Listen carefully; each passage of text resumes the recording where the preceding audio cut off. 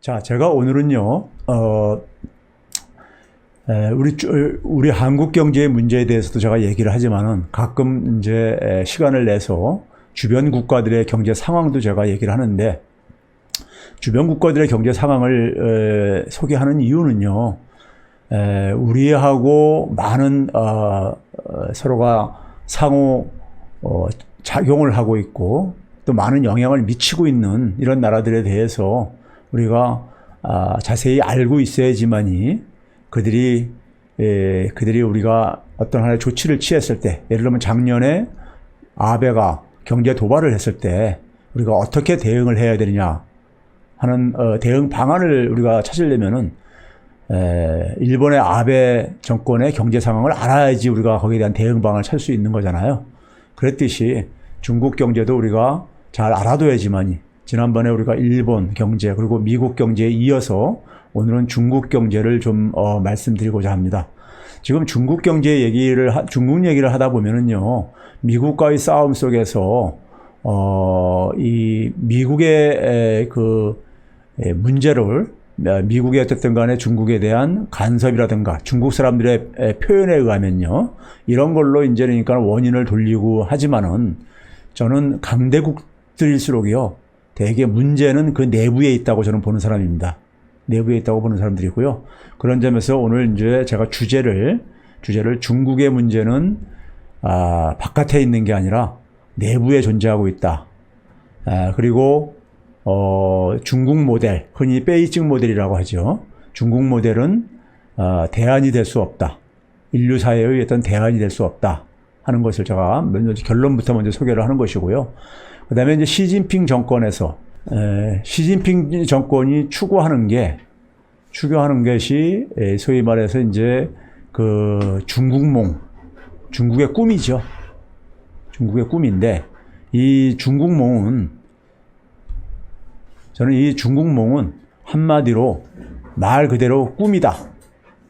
하나의, 그러니까 우리가 이것은 일장춘몽으로 끝날 수 있는 꿈이다, 이렇게 보고 있습니다. 중국몽이라는 것은 과거에 미국이나 영국이 했었던 것을 똑같이 재판을 하려고 하는 것이고, 그것은 더 이상 저는 불가능하다고 보는 사람입니다. 그리고 중국이 지금 가지고 있는 문제를 돌파하려면은요, 중국 정부가 추구하고 있는 것이 지금 산업 구조를 소위 쉽게 얘기하면 선진화시키려고 하는 겁니다. 선진국가 형태로 선진화하려고 하는 건데, 이 선진화하려고 하는 거하고 중국은 굉장히 많은 지역을요, 큰 넓은 지역에 많은 사람들을 가지고 국가를 운영하려다 보니까는 굉장히 중앙 집중적인 이러한 성향들을 가질 수밖에 없어요. 그래서 중국의 우리가 역사를 보게 되면요, 우리나라 역사 속에서 왕조의 이 시간보다 훨씬 짧습니다. 단명을 한다는 얘기입니다. 단명을 했어요.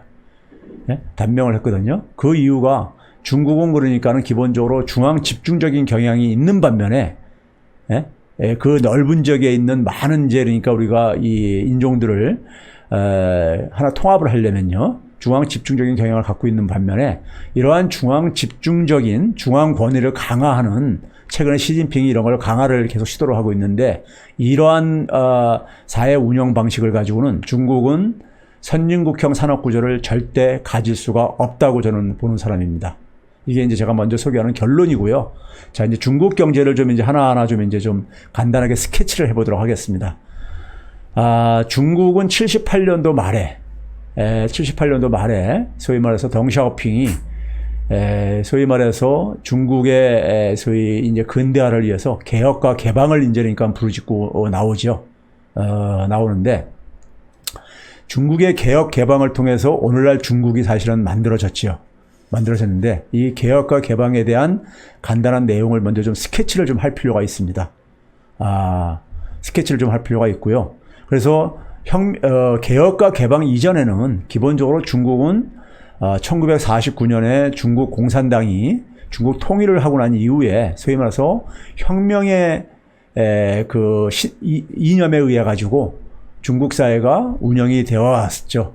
그 속에서 저는 그 이후에 개혁과 개방을 통해서 중국 사회가 나아간 길은 국가 이데아라고 표현을 합니다.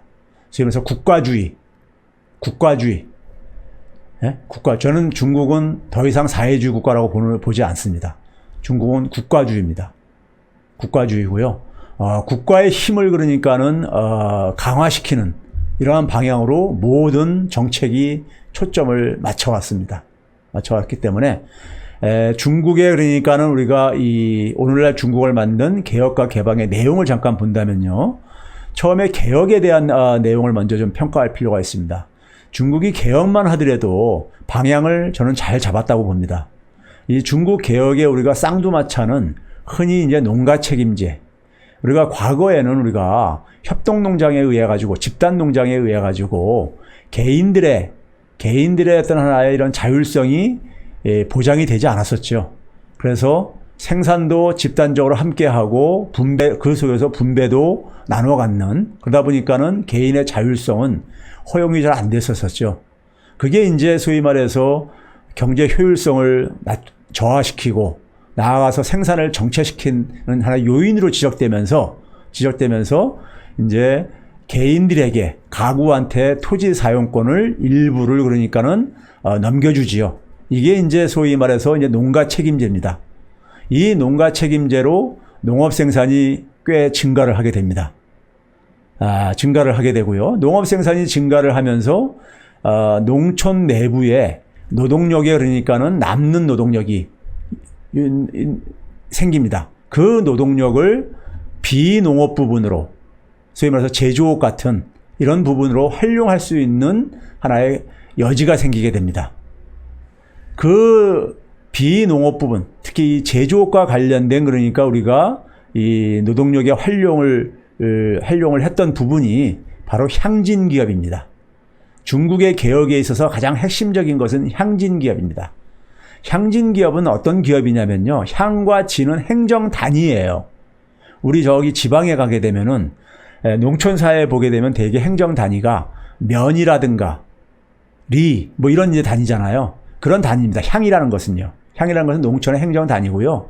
진은 그러니까는 그 지방의 농촌 지역 주변에 있는 작은 도시, 우리나라 읍 같은 거예요. 그러니까 이런 게 진입니다. 그러니까 향과 진에 있는 기업들을 그러니까 이게 이제 향진 기업이라고 그냥 뭉쳐서 부르는 겁니다. 이게 과거에는 소위 말해서 인민공사라고 소위 말해서 이 개혁하기 전에는 모든 기업이 다 국가 소유였었기 때문에 이 국가 소유였던 기업을 향과 진에 대해 다 돌려준 거예요. 그러니까 그 지역에다가. 그러니까 쉽게 얘기하면은 자, 제가 지금 여기서 방송하는 곳이요. 광진구거든요. 제가 학교가 광진구에 있기 때문에요. 광진구에 있는 어떤 기업이 있다고 해보세요. 그 기업이 과거에는 중국식으로 얘기한다면 중앙정부의 소유였었어요. 그런데 이걸 개혁을 하면서 광진구에다가 넘겨준 거예요. 광진구 주민들한테 소유권을 넘겨준 거예요. 그래서 이것을 집체 소유라고 합니다. 국가 소유에서 집체 소유로 넘어온 거예요. 그리고 관리를 지방 정부가 하는 기업입니다. 향진 기업이라는 것은요. 근데 이 향진 기업은 그러니까는 국가가 소유하는 기업도 아니고 개인이 소유하는 기업도 아니고 지역에 있는 주민들이 집단적으로 소유하는 기업인 겁니다. 그런 점에서 일종의 그러니까는 개혁은 개혁이죠. 국가의 권한을 지역으로 넘겨줬으니까요. 물론 모든 기업을 다 넘겨준 건 아닙니다. 중소기업에 해당되어지는 기업들을 대개 넘겨줬어요. 대기업 같은 것은 여전히 국가에서 소유하고 통제를 했었고요. 그런데 이러한 인재니까 우리가 이 향진기업이 생기면서 조금 더 자율성이 생긴 거죠. 기업 경영에 있어서요. 그러다 보니까 향진기업에 있어서 향진기업이 생산이라든가 고용이라든가 심지어 수출 이런 데 속에서 굉장히 많은 기여를 하게 돼요. 이게 소위 말해서 80년대부터 90년대 초까지 중국의 경제 성장을 끌어왔었던 하나의 핵심 단위입니다. 핵심 단위고요. 이 향진기업은 좀 특별한 형태를 갖고 있습니다. 우리 같은 경우는 공업화를 할 때 어떻게 했습니까? 서울이나 부산을 중심으로 해가지고 대도시 중심적으로 했잖아요. 뭐 영국이나 유럽이 그렇게 했었거든요. 그래서 도시 중심으로 이제 산업화가 진행됐는데 향진 기업은요, 이게 일종의 농촌 공업화입니다. 농촌 지역에서 소위 말해서 이 산업화의 단위가 바로 향진 기업이다 보니까는 일종의 농촌 공업화라는 좀 다른 어떤 경험이었던 거예요. 그 결과로요, 농촌사회에 그러니까 농민들의 소득을 보게 되면은 농업소득이 되게 의존을 해왔는데, 농업소득 말고도 소위 말해서 제조업 활동을 통해서 비농업소득도 이제 그러니까는 확보하게 된 거예요. 그래서 이러한 형태의, 그러니까 우리가 이 산업화를 가지고 이토불이향이라고 합니다. 한자로 표현해서 이게 무슨 뜻인가 그러시는데요. 이자가 이별할 때 이자죠. 토는 땅 토자고요. 그러니까요. 흙을 떠나되, 땅은 떠나되, 불이향. 이 떠날 이자다가 이건 고향할 때 형자죠. 그러니까요. 고향은 떠나지 않는다. 이게 무슨 얘기냐면요. 자, 농촌 주변에 있는 기업들에서 농촌에 남는 노동력이 가서 일을 하다 보니까는 일을 끝나고 나면 집으로 가는 거예요. 농촌으로요. 그러니까 자기 고향은 떠나지 않은 거죠. 그런데 농사는 안 하는 거니까는 땅은 떠난 거죠. 그렇죠? 그래서 이러한 방식으로 공업화를 한 결과, 우리는 주로 공업화라는 것이 대도시에서 이루어지다 보니까는 농촌에 있는 인구들이 많이 도시로 이주를 하잖아요. 그렇죠? 그래서 이제 도시화 문제가 생기고, 도시에 과밀이 문제가 생기고, 교통 문제가 생기고, 도시에 공해 문제가 생기고 이랬었잖아요. 근데 이게 중국의 초기에 도시의 인구 집중을 완화시키는데 상당히 기여를 한 요인입니다. 물론 거주를 통제하기도 했지만은 이게 완화시키는 하나의 그런 의미를 가지고 있습니다. 그래서 향진 기업을 보시게 되면요, 제조업 고용에 있어서 이게 이제 단위가 100만 명입니다. 보게 되면요, 2000년대 말까지라도 보게 되면요, 도시보다 농촌의 향진 기업들이 제조업의 고용 규모가 훨씬 더 커요. 거의 2배 가깝게, 그러니까 큽니다. 커요. 그만큼 그러니까 향진 기업이 소위 말해서 제조업에, 공업화하는 데 속에서 굉장히 초기에 중요한 역할을 했었다는 얘기입니다. 향진 기업이 그래서 그런 점에서 굉장히 우리가 개혁에 어쨌든 간에 주목을 해야 된다는 부분입니다. 그러니까 여기 2002년부터 2009년까지 향진 기업에 고용된 제조업 노동자가 16%나 증가한 반면에 도시는 14%, 오히려 향진 기업이 더 그러니까 많이 증가할 정도로 농촌에서 그러니까는 제조업에 그러니까 산업화가 많이 진행됐다는 걸 보여주는 거죠. 그다음에 이제 한 가지 또 하나 주목할 건 뭐냐면요. 자, 이 향진 기업에서 일하는 사람들은 임금이 도시에서 일하는 사람보다도 한 40%에서 43%뿐이 안 됐어요. 임금이요. 이게 무슨 의미를 갖고 있냐면요. 자, 향진 기업은 그러니까 도시에서 똑같은 만약에 우리가 노동자들이 일을 했을 때, 공장에서 일을 했을 때하고 도시 공장에서 일을 했을 때하고 농촌의 기업에서 일을 했을 때하고 한 절반도 안 되는 임금을 받고 향진 기업에서는 일을 했다는 거예요. 일을 했다는 겁니다. 그러면 이게 어떻게 가능했느냐? 이게 신기하죠? 이게 그리고 어떤 의미를 가지고 있느냐? 하는데, 자, 우리가 도시에서 일을 하게 되면요. 그 임금이 자기가 그러니까 생활할 수 있는 유일한 수단인 거죠. 그 임금이요. 그러니까 생계를 유지하기 위해서 최소한의 소득이 돼야 되는 거예요. 도시 공장에서 일할 경우에는요. 근데 농촌에서는 이 농촌 주변에 있는 향진 기업에서 일을 할 경우에는 이 임금이 유일한 소득이 아닙니다. 지금 뭐냐면 집에 가게 되면은 집에 가족들 중에 일부는 농사를 짓고 있으니까는 농업소득도 있잖아요. 그 농업소득하고 자신이 버는 향진기업에서 버는 소득이 합해져가지고 이게 한 가구의 소득이 되는 겁니다.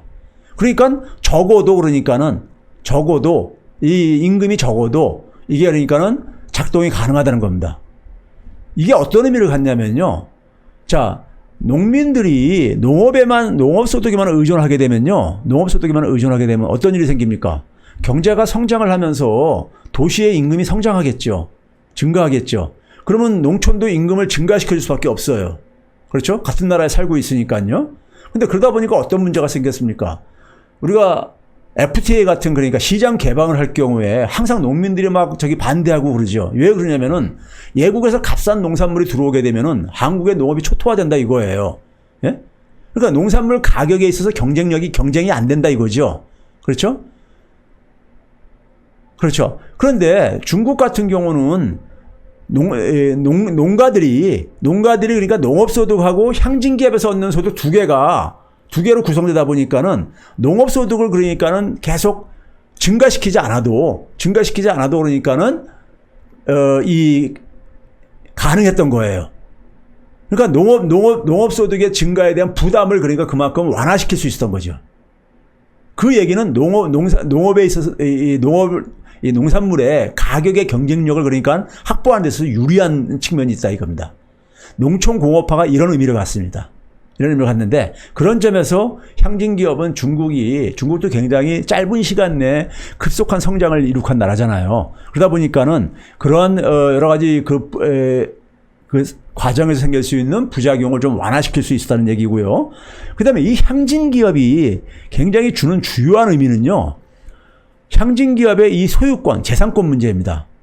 향진기업은 전통적인 그러니까 공산주의나 사회주의의 어떤 소유권하고도 잘 안 맞는 겁니다. 공산주의나 사회주의는 뭐냐면 모든 게 다 국가 소유. 즉 뭐냐면 모든 게 다 인민들이 공동으로 소유하는 이런 이제 소유권이었었어요. 그리고 그 반대에 있는 자본주의는 개인의 소유권이죠. 개인 재산권이요. 그런데 향진기업은 뭐냐면 국가 소유도 아니고 개인 소유도 아닌 집체 소유예요. 그 지역에 있는 주민들이 집단적으로 소유하고 있는 거예요. 근데 이것도 어쨌든 간에 공유잖아요. 공동 소유잖아요. 이것도요. 근데 공동 소유는 우리가 경제학뿐만 아니라 우리가 이 사회과학 분야에서는요. 공동 소유는 굉장히 비효율적이라고 얘기를 해요. 우리가 흔히 공유지의 비극, 공동지의 비극이란 말 들어봤습니까? 우리가 사회주의 체제가 붕괴된 이유는 공동으로 소유하고 있는 것 때문에 이게 이제 비효율적이 돼가지고 경제가 비효율적이 돼가지고 결국은 체제가 붕괴됐다 이런 얘기를 많이 쓰거든요. 그래서 공동 소유는 굉장히 부정적으로 평가를 합니다. 주류 사회과학계에서는요. 그게 이제 공동지의 비극이라는 개념이죠.